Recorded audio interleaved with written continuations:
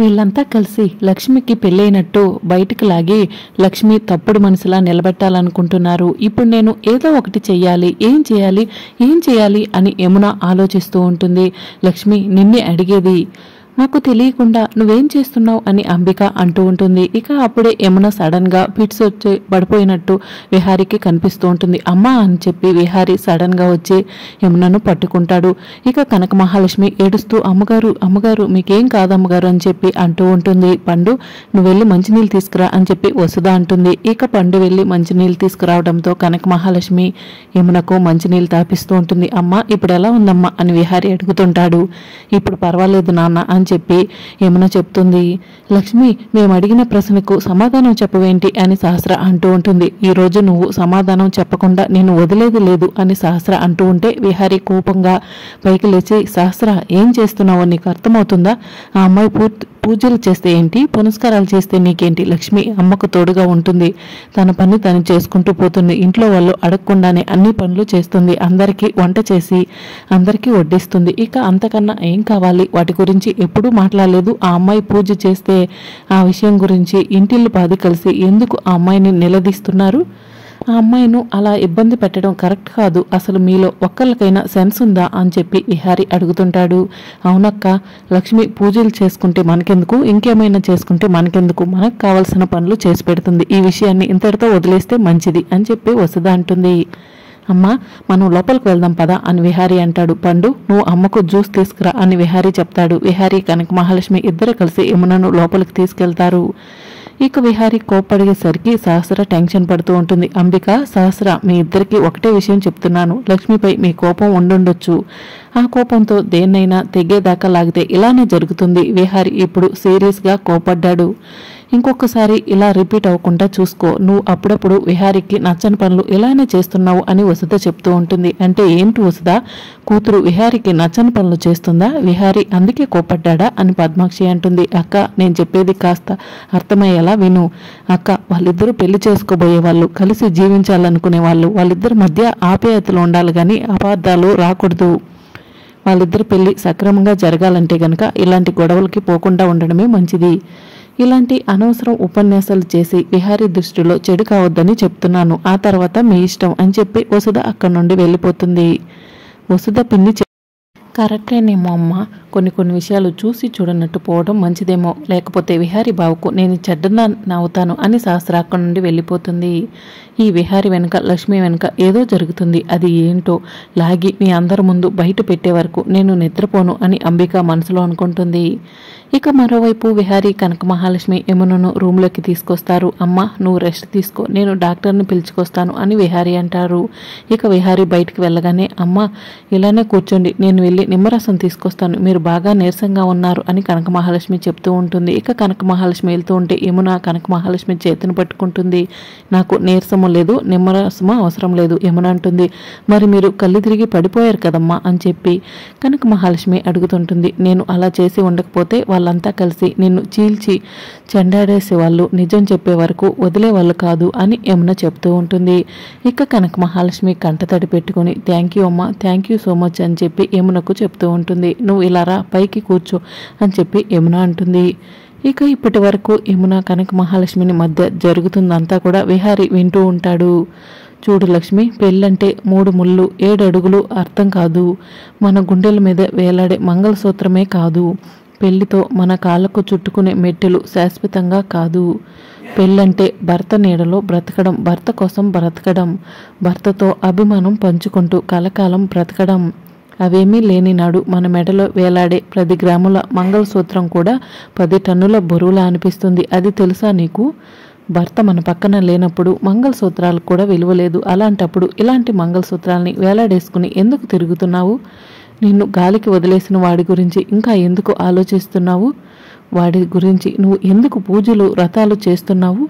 భరించేవాడినే భర్త అంటారు. ఇలా బరి తెగించి భార్యను రోడ్డు మీద వదిలేసేవాడిని భర్త అనరు. నా మాట విని నీ మనసులో ఉన్న నీ భర్త రూపాన్ని, నీ మెడలో ఉన్న ఆ మంగళసూత్రాన్ని తీసేసి ఒక మూలన విసిరే అని యమున కనక మహాలక్ష్మికి చెప్తూ ఉంటుంది. ఆ మాట విని విహారీ షాక్ అవుతాడు. అమ్మగారు మీకు ఒక మాట చెప్పనా? మన దగ్గర ఉన్న నిప్పుతో దేవుడి దగ్గర దీపం వెలిగించవచ్చు, అలాగే దేవుడి కొలువైన గుడిని కూడా తగలబెట్టచ్చు. అంటే మన చేతిలో ఉన్న నిప్పు ఎంత ప్రమాదకరమైందో, ఎంత విలువైందో మనం చూసే దాన్ని బట్టి ఉంటుంది. మనుషులు కూడా అంతే అమ్మగారు. మనం మంచిగా చూస్తే మంచిగా అనిపిస్తారు, చెడుగా చూస్తే చెడుగా అనిపిస్తారు. మనం వాళ్ళలో ఉన్న మంచిని మాత్రమే చూడాలి అని కనక మహాలక్ష్మి చెప్తూ ఉంటుంది. అయితే ఏమంటావు? నిన్ను పెళ్లి చేసుకున్నవాడు గొప్పవాడు, మహాత్ముడు, మహనీయుడు అంటావా అని యమున అడుగుతుంది. అవునమ్మగారు, నిజంగానే నన్ను పెళ్లి చేసుకున్న వాళ్ళు మహాత్ముడు, దేవుడు, నెత్తి మీద కిరీటం ఉండటానికి ఆలయం లేని దేవుడు లాంటోడు అని కనక మహాలక్ష్మి యమునకు చెప్తూ ఉంటుంది. లక్ష్మి, నువ్వేమైనా అనుకో, నిన్ను కట్టుకున్నవాడు నీచుడు, ఎవరు ఏమైపోతే నాకేంట్లే అని ఆలోచించుకుంటా నిన్ను రోడ్డును విసిరేశాడు అని యమున అంటూ ఉంటే, అమ్మ అలా అనకండి. మనం ఉయ్యాలు ఊగటానికి చెట్టుకు తాడు కట్టుకుంటాము. మనం ఊగేటప్పుడు సంతోషాన్ని చూస్తాము, కానీ ఆ చెట్టు కొమ్మ విరగకుండా చెట్టు ఎంత కష్టపడుతుందన్నది చూడట్లేదు. కొంతమంది మనుషులు కూడా అంతేనమ్మా. వాళ్ళ వల్ల జరిగిన నష్టాన్ని మనం లెక్క కడతామే, కానీ వాళ్ళు మనకి ఇంత నష్టం చేస్తున్నందుకు లోపల ఎంత కుమిలిపోతున్నారన్నది మనకు తెలియదు. మా భర్త కూడా అలాంటి పరిస్థితుల్లోనే ఉండి ఉండొచ్చు, భారీ స్థానాన్ని ఇవ్వటానికి ఇబ్బంది పడుతున్నట్టు ఉండొచ్చు అని చెప్పి కనక మహాలక్ష్మి చెప్తూ ఉంటుంది. లక్ష్మి, నువ్వేమైనా చెప్పు, నీ బాగు కోడేవాడే అయింటే గనక నీ మెడలో తాళి కట్టకుండా ఉండాల్సింది. ఎప్పుడైతే నీ మెడలో అతను తాళి కట్టాడో నీ బరువును మోయాల్సి ఉండాల్సింది. ఎప్పుడైతే నీ బరువుని మోయలేక నిన్ను వదిలేశాడో అప్పుడే అతను బాధ్యత లేని మనిషి అని అర్థమైపోయింది. ఆ మనిషి ఒక మానవత్వం లేని మనిషి అని రుజువైపోయింది అని కనక మహాలక్ష్మికి యమున చెప్తూ ఉంటుంది. సరే అమ్మా, చివరిగా ఒకే ఒక మాట, ఎండమావులో నీరు ఉండదు కదా, అయినా నీరున్నట్టు కనిపిస్తుంది. అలాగే కొన్ని పరిస్థితులు కూడా మన మనసుకు అర్థమయ్యేది కొంతే. ఆయన పరిస్థితి ఏంటో నాకు తెలుసు, ఆయన పరిస్థితిని మీరు అర్థం చేసుకోలేకపోతున్నారు అంతే అని కనక మహాలక్ష్మి యమునకు చెప్తూ ఉంటుంది. సరే అమ్మా, మీరు రెస్ట్ తీసుకోండి, నేను వెళ్ళి జ్యూస్ తీసుకొస్తాను అని కనక మహాలక్ష్మి చెప్తుంది. కనక మహాలక్ష్మి యమున మాట్లాడుకుంటున్న మాటలను విహారీ దూరం నుంచి వింటుంటాడు. ఇక కనక మహాలక్ష్మి వస్తుందని చెప్పి విహారీ పరిగెత్తుకుంటూ అక్కడి నుంచి వెళ్ళిపోతాడు. ఇక మరోవైపు సహస్ర ఒంటరిగా కూర్చుని విహారీ విరుచుకుపడ్డ విషయంలో గుర్తు తెచ్చుకుంటూ ఉంటుంది. అప్పుడే అంబిక వచ్చి, సహస్ర ఏంటి ఒంటరిగా కూర్చుని ఏం ఆలోచిస్తున్నావు అని చెప్పి అడుగుతుంటుంది. మెదడును కొలిచే ప్రశ్నలకు జవాబులు వెతుకుతున్నాను పిన్ని అని చెప్పి సహస్ర అంటూ ఉంటుంది. ఏంటి ఆ మెదడును తొలిచే ప్రశ్నలు అని అంబిక అడుగుతుంటుంది. అసలు ఆ లక్ష్మి ఎవరు? లక్ష్మి వల్ల ఈ ఇంట్లో గొడవలేంటి? లక్ష్మి వల్ల నాకు బావకు జరగాల్సిన పెళ్లి ఆగిపోతుందా? లక్ష్మి వల్ల ఎందుకు ఇంత రాద్ధాంతం జరుగుతుంది? ఇదే పిన్ని నా ప్రశ్నలు అని చెప్పి సహస్ర అంబికకు చెప్తూ ఉంటుంది. ఈ ప్రశ్నల గురించి నేను ఎప్పుడూ నిన్ను హెచ్చరించాను. ఇప్పుడు నా ప్రశ్నలకు అర్థం నీకు అర్థమైందా సహస్ర అని అంబిక అంటుంది. నా ప్రశ్నలకు సమాధానం దొరకకపోయినా పర్వాలేదు పిన్ని, కానీ ఆ లక్ష్మి నా కళ్ళ ముందు ఈ ఇంట్లో ఉండటానికి వీల్లేదు అని సహస్ర అంటుంది.